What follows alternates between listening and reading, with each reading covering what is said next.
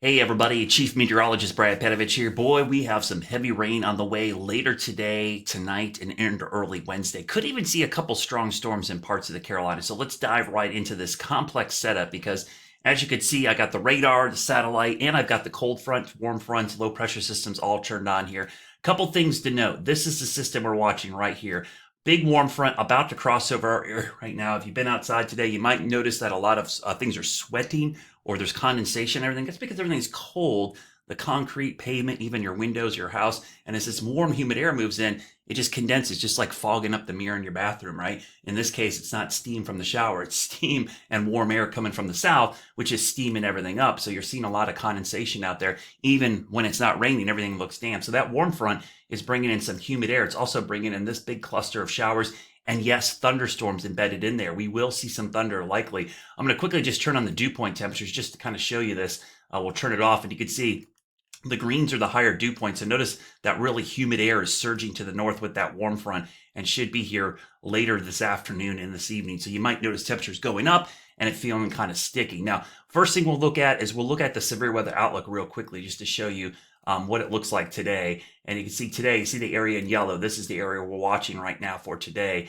That's where the severe weather is likely today into early tonight. I'm going to turn the radar off just for a second.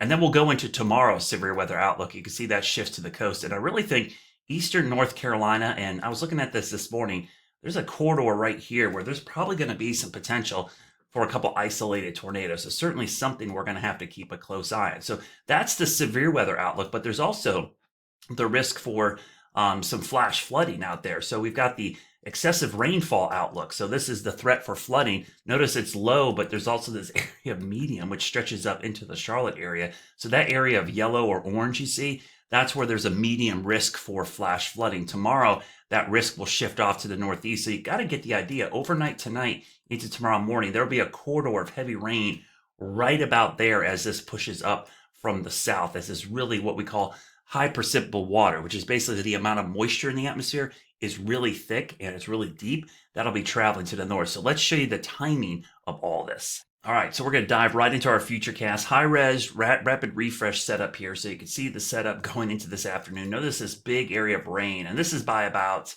3:30. So most of the day, there'll be scattered showers today, but the real action is this evening into the overnight hours when the heavy rain moves in. So you can see right around 5 o'clock, we start to see some really heavy rain move into the western Carolinas. And at times, this is going to be coming down maybe an inch, inch and a half per hour. Could see isolated 2 inch per hour amounts. So this time of year, and I've said this a lot on air the last couple of days, wintertime heavy rain tends to cause flooding much quicker because of the fact that we have more runoff. And what I mean by that is all the vegetation right now is dormant. Your grass is dormant, the trees are dormant, your plants, nothing is using this moisture. So it tends to run off much quicker.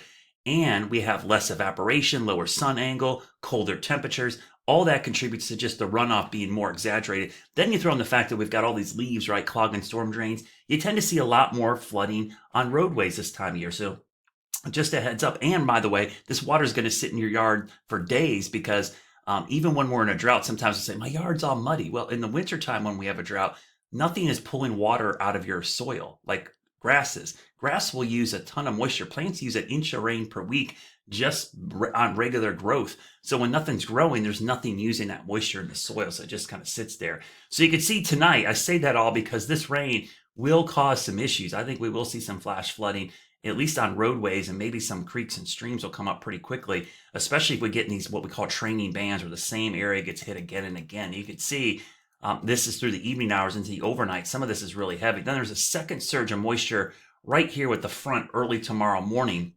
This is the main cold front moving through. And you know it's the cold front because on the backside, we do have some wintry weather moving into the mountains and foothills. That'll be with us through about midday tomorrow. So think about basically 6 p.m. tonight through about noon tomorrow, we're going to have the potential for some heavy rain, and then the cold air moves in. So how much, precipitation are we talking about? Let's quickly look at this moving in. This is the blend of models, kind of shows you that heavy rain moving in tonight, moves right across the area. I'm going to stop this as we go into Wednesday evening, and you can see there is a pretty good swath of 1 to 3 inches of rain. So that's the blend of models. We look at the Weather Prediction Center's outlook. It kind of shows a very similar track. I'll go out 72 hours here. We'll stop it right here.